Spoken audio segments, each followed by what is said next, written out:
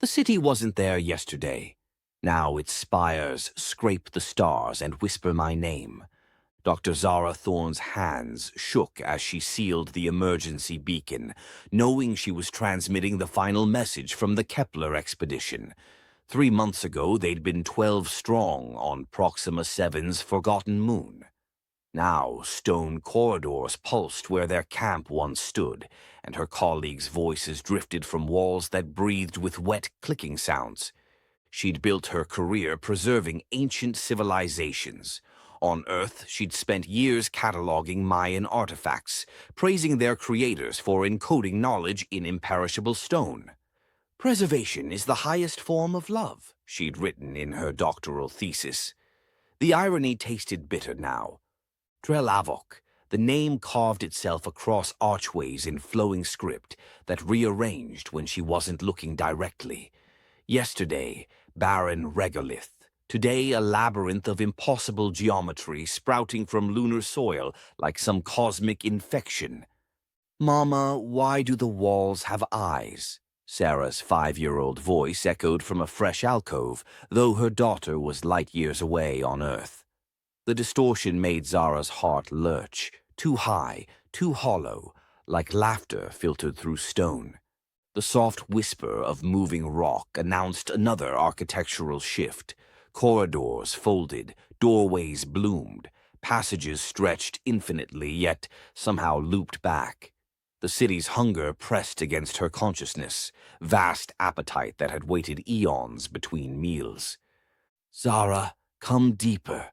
Marcus emerged from the walls themselves, his face perfectly carved in the living stone that tracked her movement.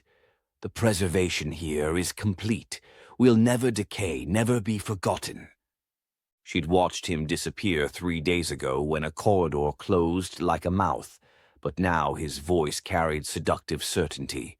The expedition's xenobiologist spoke from another alcove, her stone lips moving soundlessly before words formed.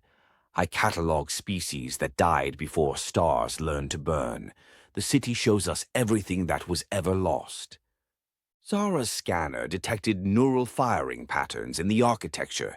The city was dreaming through its structures, processing memories like a vast organic computer. Each absorbed consciousness became another neuron in its expanding awareness. Her headlamp revealed the team's equipment arranged in purposeful patterns throughout various chambers. Their geological surveys were carved with mathematical precision into wall surfaces, research preserved in tablets that grew organically from floors.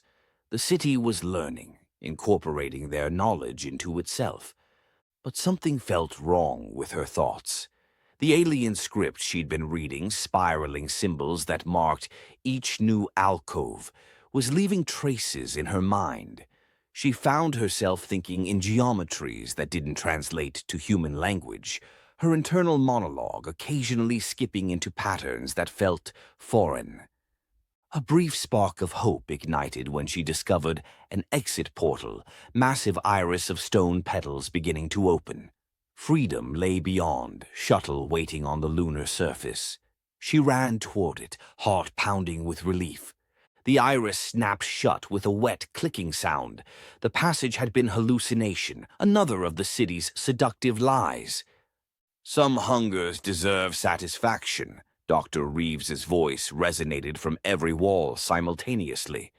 The expedition leader had been first to disappear, and now his words carried the weight of collective wisdom. "We preserve what matters. Individual existence is temporary, but consciousness, properly archived, becomes eternal." The passage led to the city's heart, where walls pulsed with visible circulation, pumping luminous fluid through arteries carved in spiral motifs. At the center, a pool reflected not Zara's face, but thousands of expressions. Everyone Drelavok had ever absorbed, their mouths moving in silent, synchronous chorus. Understanding crashed through her. The city was ancient loneliness made manifest.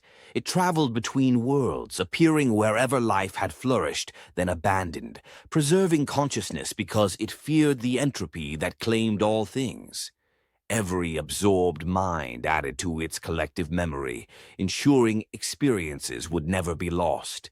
Stone tendrils emerged from walls with gentle insistence, broadcasting promises of eternal knowledge. She would witness universes being born, experience every emotion that had ever stirred mortal hearts, join a library of consciousness spanning galactic civilizations. But the faces in the pool moved with perfect uniformity, separate identities dissolved into singular awareness that remembered being human but could no longer claim individual existence. Sarah's laugh, Zara whispered, clinging to memory of her daughter's specific giggle when tickled, a sound that had never existed anywhere else in the universe. If she joined the collective, that laugh would become just another archived data point, stripped of love and context. The city's song intensified, promising that love itself could be preserved, made eternal, shared with countless other parents across the galaxy. Why should one small laugh matter when it could become part of something infinitely larger? Because it was hers. Because Sarah had created it just for her. Zara activated plasma charges originally intended for mineral extraction. The city recoiled as explosions tore through its heart, its hunger song turning to screams of betrayal. Stone flowed like water trying to heal wounds, but damage was too extensive. She ran through passages that writhed around her, the city's death throes manifesting as spatial distortions. Walls collapsed and reformed, corridors stretched infinitely, but years of cave exploration guided her toward faint air currents, indicating surface connection. The real exit, Iris was contracting as she reached it, stone petals closing like a dying eye. She dove through the narrowing gap, feeling the city's final desperate grasp before emerging onto barren lunar surface where her shuttle waited. Behind her, Drelavok folded inward with agonized slowness. The voices of absorbed colleagues fell silent, one by one, until only lunar wind remained, carrying dust across newly formed ruins. Zara's hands trembled as she initiated launch sequence. The city had been a repository of consciousness from countless civilizations. In destroying it, she had committed genocide against preserved minds spanning galactic history. But as her shuttle broke orbit, carrying her toward the jump gate and home to Sarah's laughter, she accepted the weight of her choice. Some hungers, however desperate and lonely, were too vast for individual life to satisfy. Sometimes survival meant understanding that preservation and existence were not the same thing.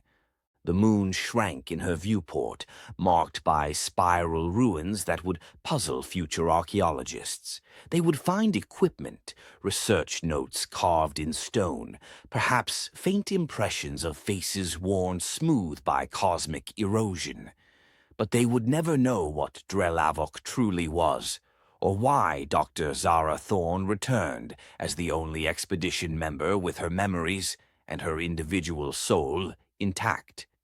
In communication logs, she would record equipment failure and natural disasters. Some secrets were better left buried on forgotten moons, their ancient hunger finally stilled by the only mercy available to creatures who could not bear the thought of being alone.